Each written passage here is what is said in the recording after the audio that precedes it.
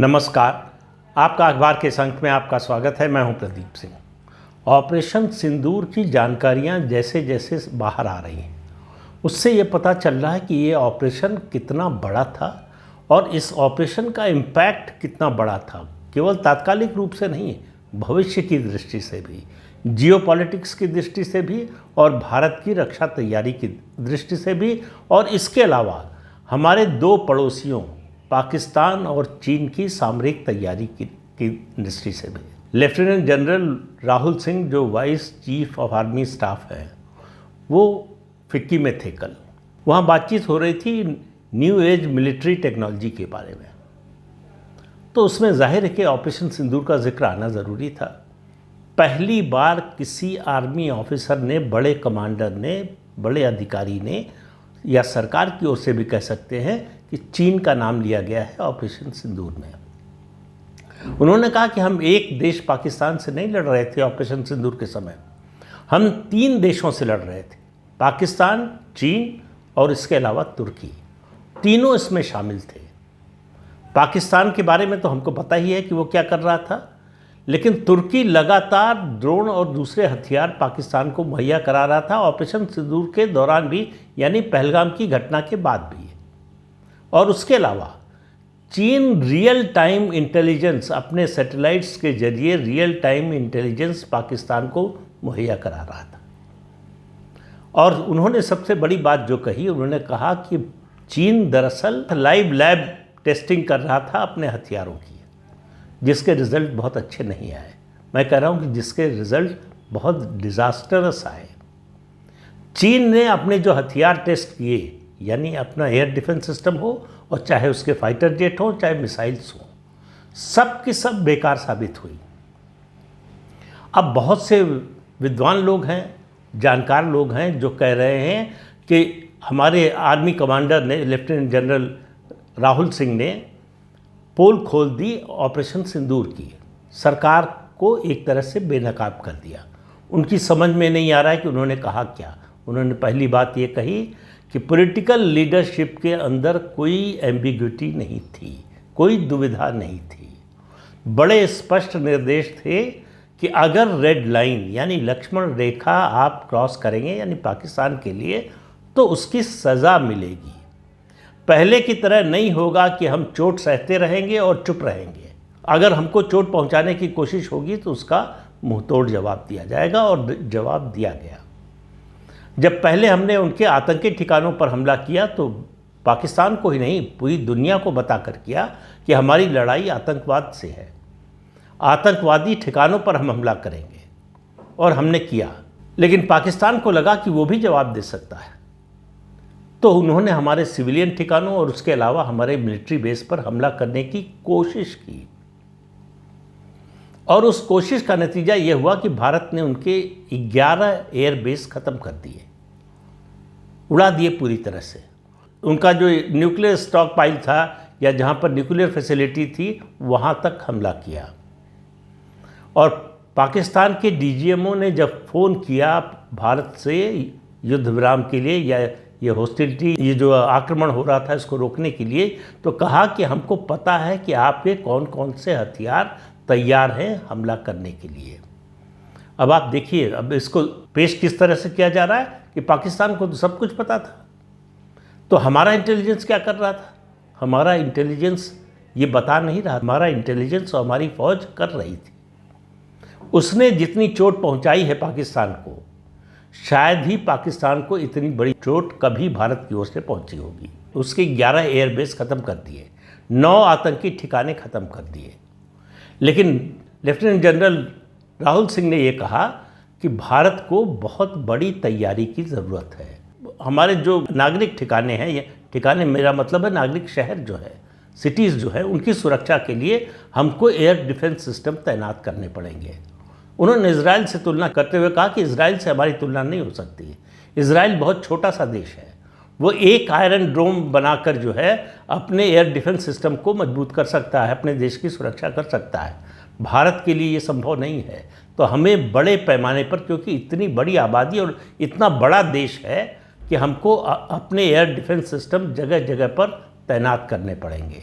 फिर उन्होंने बड़ा स्पष्ट किया चीन और पाकिस्तान के संबंध को। उन्होंने ये शब्द इस्तेमाल नहीं किया, मैं इस्तेमाल कर रहा हूँ। उन्होंने कहा कि चीन पाकिस्तान को अपना भाड़े का टट्टू समझता है, वो भारत को नुकसान पहुँचाने के लिए पाकिस्तान का इस्तेमाल करेगा, कभी खुलकर सामने नहीं आएगा। उसको मालूम हो गया है, ये मैं कह रहा हूँ कि डोकलम और उसके बाद गलवान में जो हुआ, लद्दाख में जो हुआ, उससे मालूम हो गया, और उसके बाद ऑपरेशन सिंदूर में उसने जो देखा, उसको ये समझ में आ गया है चीन को भारत से सीधी लड़ाई नहीं लड़ सकता, उसकी क्षमता नहीं है। चीन वैसे भी जो है सीधी लड़ाई लड़ने से भागता है, बचता है, और भारत से तो वो बिल्कुल लड़ने की स्थिति में नहीं है। लेकिन वो पाकिस्तान का इस्तेमाल करता रहेगा और पाकिस्तान इस्तेमाल होता रहेगा। इसलिए हमको अपनी तैयारी बढ़ानी पड़ेगी। और आपको बता दें कि अभी 2-3 दिन पहले भारत सरकार ने रक्षा मंत्रालय को मंजूरी दी है 1 लाख करोड़ रुपए के नए रक्षा उपकरणों की खरीद के लिए। लेफ्टिनेंट जनरल राहुल सिंह ने कहा कि इस ऑपरेशन में हमको अपने जो देशी हथियार थे, उपकरण थे, उनकी उपयोगिता, उनका प्रभाव मालूम हो गया। उनका कुछ हथियार जो है उतने प्रभावी साबित नहीं हुए, उनमें इम्प्रूवमेंट की ज़रूरत है। लेकिन उन्होंने कहा कि जिस तरह से हमने जवाब दिया, ये तुर्की, चीन और पाकिस्तान का जो गठजोड़ था, अब आप समझिए कि ऑपरेशन सिंदूर कितना बड़ा ऑपरेशन था, जिसमें भारत एक साथ पाकिस्तान, चीन और तुर्की तीनों को जवाब दे रहा था। तीनों की मिली जुली ताकत के बावजूद तीनों मिलकर पाकिस्तान के एयरबेस को बचा नहीं पाए। भारत ने जहां तय किया, जैसे तय किया, उस तरह से हमला किया। पाकिस्तान को जब ये पता चल गया चाइनीज़ सैटेलाइट इंटेलिजेंस से कि भारत के कौन से रक्षा उपकरण कहाँ तैनात हैं और कहाँ से हमला करने वाले हैं, इतनी जानकारी के बावजूद भी पाकिस्तान अपने एयरबेस बचा नहीं पाया। और सबसे बड़ा धक्का जो चीन को लगा होगा कि उसके जो रक्षा उपकरण, चाहे वो एयर डिफेंस सिस्टम हो, चाहे उसके जेट हो, चाहे उसके मिसाइल्स हो, वो पाकिस्तान की कोई रक्षा नहीं कर पाए। अब इससे बड़ी कामयाबी क्या होगी भारत के लिए, भारत की सेनाओं के लिए।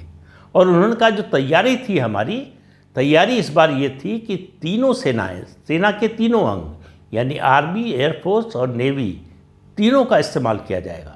हालांकि बाद में नेवी का इस्तेमाल नहीं किया गया, एयरफोर्स और जो है आर्मी का ही इस्तेमाल हुआ।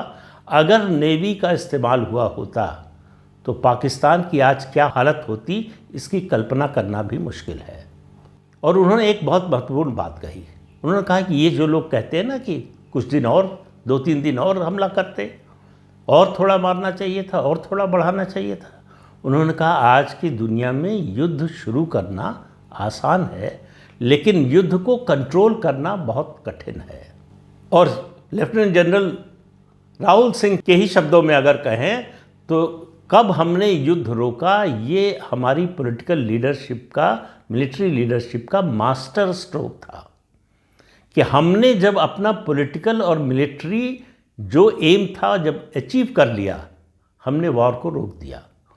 पूरे इस ऑपरेशन के दौरान इस बात का खास ख्याल रखा गया कि एस्केलेशन लैडर पर कंट्रोल हमारा रहे। कभी भी हमने पाकिस्तान का कंट्रोल नहीं होने दिया एस्केलेशन लैडर पर। इसलिए पाकिस्तान को घुटने टेकने पड़े।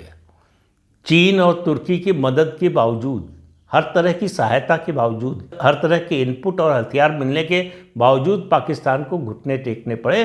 पाकिस्तान ने कहा कि अब आप रोक दीजिए। और जो एस्केलेशन लैडर, देखिए आजकल दुनिया में जो भी युद्ध हो रहे हैं, जहाँ भी हो रहे हैं, छोटे बड़े सब मिलाकर लगभग 50 जगहों पर युद्ध हो रहे हैं। लेकिन युद्ध शुरू हो जाना तो एक बात है, रूस जैसा देश, इजराइल जैसा देश एस्केलेशन लैडर पर उस तरह से कंट्रोल नहीं कर पा रहा है।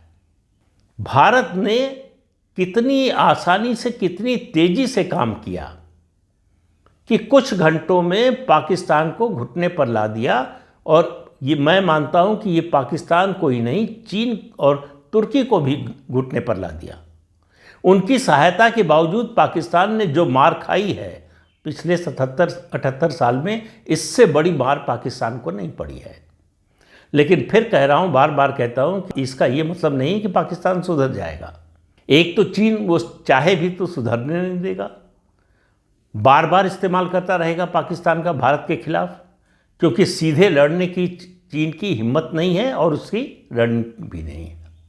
तो इसलिए वो पाकिस्तान का इस्तेमाल करता रहेगा और पाकिस्तान पैसे के लिए इस्तेमाल होता रहेगा।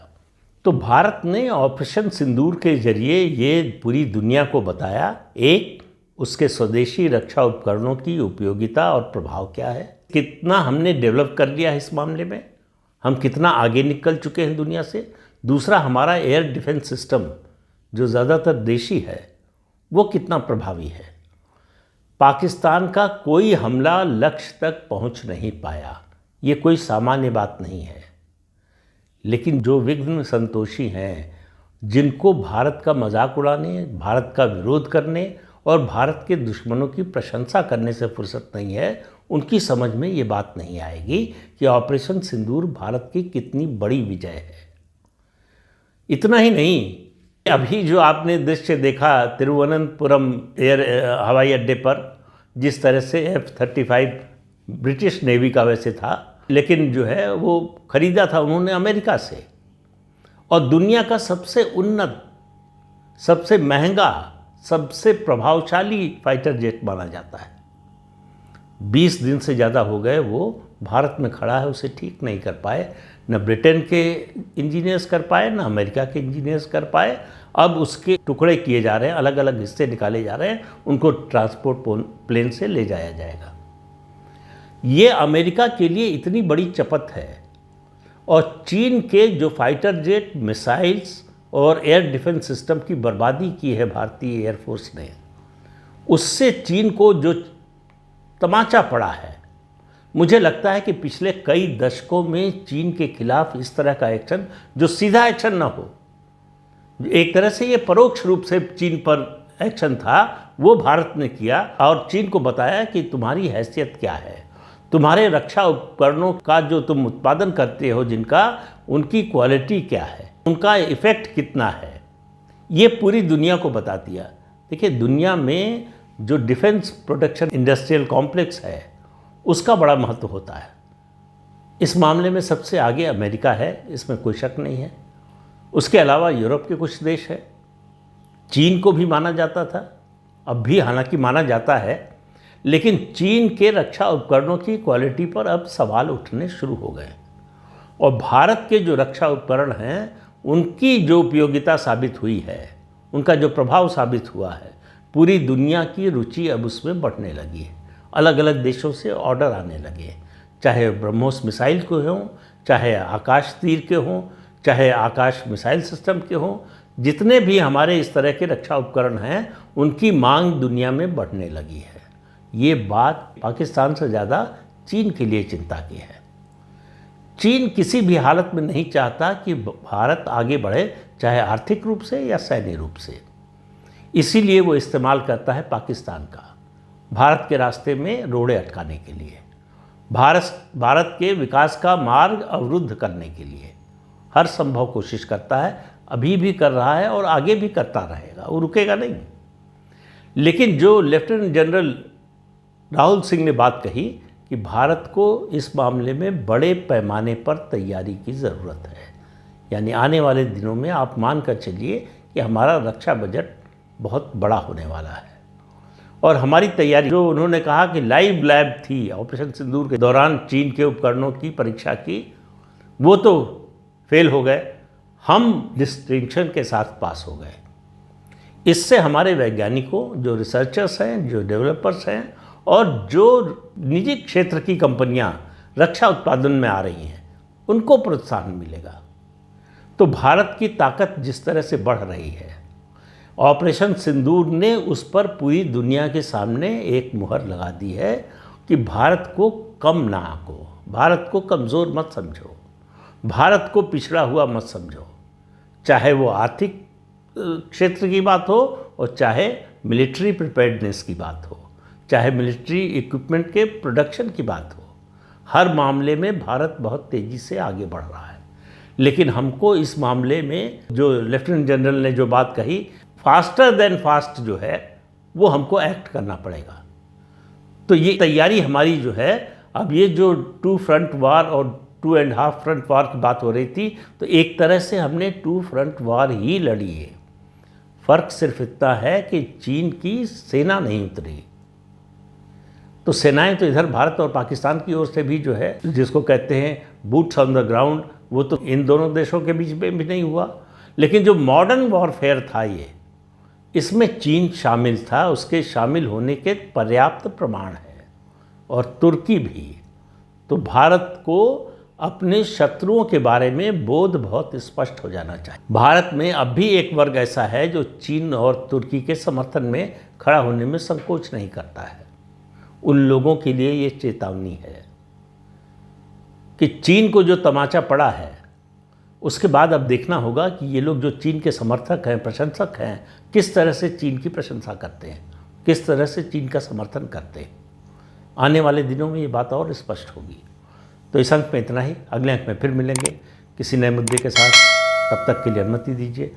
आपसे अनुरोध है कि ये चैनल देखिए, शेयर कीजिए, लाइक कीजिए और सब्सक्राइब जरूर कीजिए। नमस्कार।